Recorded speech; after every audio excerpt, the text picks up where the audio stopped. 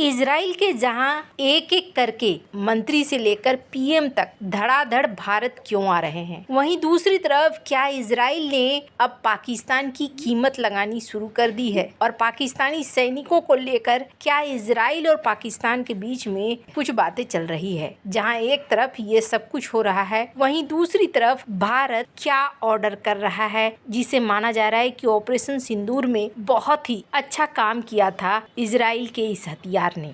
Geopolitics में बहुत कुछ चल रहा है। हमेशा की तरह वर्ल्ड मिरर के इस एपिसोड में जानने को मिलेगा बहुत कुछ। आइए जानते हैं इन खबरों को विस्तार से। अभी तो वैसे भारत एक्सरसाइज कर रहा है और ड्रिल के वीडियो और तस्वीर बहुत ज़्यादा वायरल भी हो रहे हैं, दिखने को मिल भी रहे हैं। वहीं पाकिस्तान की तरफ से भी एक ड्रिल की घोषणा की गई है जो भारत के ड्रिल से ओवरलैप कर रही है। इसके बाद माना जा रहा है कि हो सकता है दोनों के बीच में एक क्षण ऐसा आए जिस क्षण में एक दूसरे के साथ विवाद हो जाए। हालांकि इसके चांसेस बहुत ज्यादा कम है। पाकिस्तान इस बात को जानता है कि इसका मतलब क्या है, लेकिन हाँ, वो दिखलाना चाहता है कि वो डरा हुआ नहीं है। पर इसी बीच ये भी डिस्कशन हो रहा है कि पाकिस्तान आखिरकार क्या अपनी सेना को भेजेगा, वो भी इजराइल के लिए। वॉइस ऑफ खुरासन इनके द्वारा कुछ चीजें ट्वीट की गई है। इसके अलावे कुछ मीडिया हाउस में भी डिस्कशन हो रहा है जिसमें कहा जा रहा है कि पाकिस्तान ने अमेरिका को वचन तो दिया है कि वो हमास से लड़ने के लिए 20,000 सैनिकों को गाजा भेजेगा, लेकिन अब पाकिस्तान ने गाजा में अपने सैनिकों को भेजने के बदले प्रति सैनिक $10,000 मांगे हैं। लेकिन इजराइल ने प्रति सैनिक कथित तौर पर $100 देने का ऑफर किया है। कहा जा रहा है मोसाद और CIA के साथ पिछले दिनों पाकिस्तान सेना के शीर्ष अधिकारियों की बैठक हुई जिसमें यह फैसला लिया गया। पाकिस्तान की सेना गाजा में हमास से हथियार छीनने के लिए 20,000 जवानों को भेजेगी। पाकिस्तान के आर्मी प्रमुख हसीम मुनीर ने गाजा में भेजे जाने वाले सैनिकों के लिए इजराइल सरकार से प्रति सैनिक $10,000 की मांग की है, ये कहा जा रहा है। खैर, अब इसमें कितनी सच्चाई है और कितनी नहीं, ये बता पाना मुश्किल है। इसलिए मुश्किल है क्योंकि पाकिस्तानी मीडिया ये कहती है कि नहीं, न तो हम इजराइल को रिकॉग्नाइज करने वाले हैं और न ही हम इजराइल के अंदर अपनी सेना को भेजने वाले हैं। ऐसे में कौन सच बोल रहा है, कौन झूठ बोल रहा है, कहना बहुत मुश्किल है। आधिकारिक बयान ये नहीं है, जो मीडिया में आ रहे हैं उसके अनुसार है। लेकिन एक और चीज हो रही है, और वो चीज हो रही है जैसे वो चीज हो रही है इजराइल की मीडिया में। स्क्रीन पर आप देख सकते हैं द टाइम्स ऑफ इजराइल का ये खबर है जिसमें ये कहा जा रहा है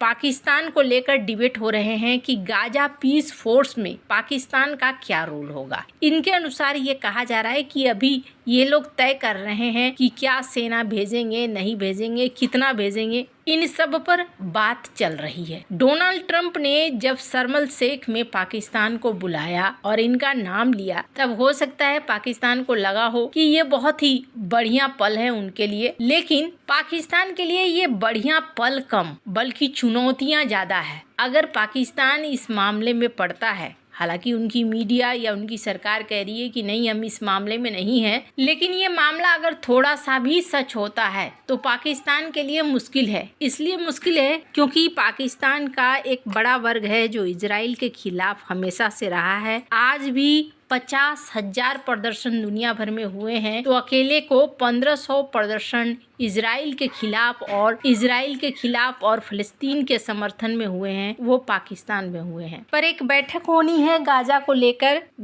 लेकर एक बैठक होने वाली है तुर्की में, जिसमें फैसला लिया जाएगा कि आगे क्या किया जाएगा और क्या नहीं। यहाँ के लिए निकल चुका है पाकिस्तान बैठक करने के लिए। पर इस बीच ना और भी ज्यादा एक्शन दिखलाई दे रहा है भारत और इजराइल के बीच में। भारत और इजराइल लगातार अपने संबंधों को बहुत तेजी से आगे बढ़ा रहे हैं। अभी जल्द ही भारत आने वाले हैं इजराइल के विदेश मंत्री, उसके बाद आने वाले हैं इजराइल के रक्षा मंत्री, उसके बाद कहा जा रहा है पीएम नेतन्याहू ये भी भारत आएंगे। कई लोग ये सवाल उठा रहे हैं कि आखिरकार भारत इजराइल में ताबड़तोड़ चल क्या रहा है। पहले इकोनॉमिक समझौता हुआ, फिर ये समझौता हुआ कि हम अपनी इन्वेस्टमेंट को सुरक्षित करेंगे, और अब जाकर इतनी बड़ी यात्रा। आखिरकार दोनों देशों के बीच में क्या प्लान चल रहा है। तो पहली बात आपको बता दूं, भारत और इजराइल में गठजोड़ होना ना स्वाभाविक है। क्यों स्वाभाविक है? इसके दो कारण हैं। एक तो तुर्की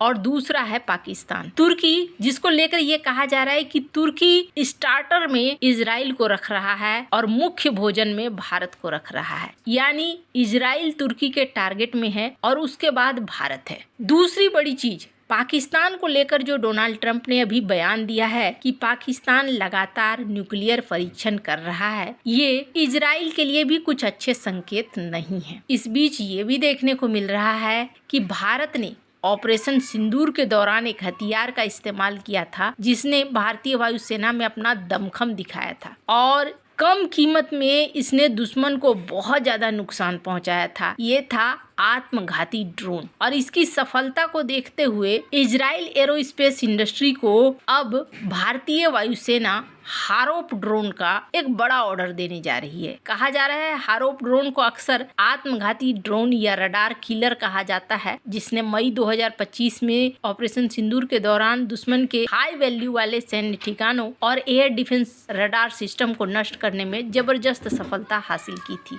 अब अपनी युद्ध क्षमता को मजबूत करने के लिए इन एडवांस हथियारों का बड़ा जखीरा तैयार करने का फैसला लिया है भारत ने। हारोप ड्रोन ने पाकिस्तान की एयर डिफेंस सिस्टम को निशाना बनाते हुए खास तौर पर रडार ठिकानों पर सटीक और विनाशकारी हमले किए हैं, जिससे दुश्मन के बचाव को कमजोर करने में मदद मिली। ये हारोप की स्टिल्थ और धीमी गति से उड़ान भरने और लंबे समय तक टारगेट पर मंडराने की क्षमता का जीता जागता सबूत था। इसी ताकत को देखते हुए भारतीय वायुसेना ने अब बड़े पैमाने पर हारोप और इसके एडवांस वर्जन के बल्क खरीद का मन बना लिया है। ये लॉयल विंगमैन या किलर ड्रोन एक ही प्लेटफॉर्म में निगरानी ड्रोन और गाइडेड मिसाइल की विशेषताओं को जोड़ते हैं। ये ड्रोन घंटों तक युद्ध क्षेत्र के ऊपर मंडरा सकते हैं। इलेक्ट्रॉनिक और ऑप्टिकल सेंसर का इस्तेमाल करके दुश्मन के ठिकानों की तलाश करते हैं और जैसे ही टारगेट की पुष्टि होती है ये सीधे उस पर टकराकर खुद को और टारगेट को नष्ट कर देते हैं। लॉटरिंग म्यूनिशंस को आमतौर पर आत्मघाती ड्रोन या कामिकाजे ड्रोन के नाम से जाना जाता है। ये सिस्टम निगरानी और हमला दोनों का काम करती है। लॉन्च होने के बाद ये कई घंटों तक हवा में मंडराती रहती है और दुश्मन के हाई वैल्यू वाले टारगेट जैसे radar, missile launcher, command centre को ढूंढती है। वहीं टारगेट मिलने पर ये एक मिसाइल की तरह तेज स्पीड से उस पर गोता लगाती है और अपने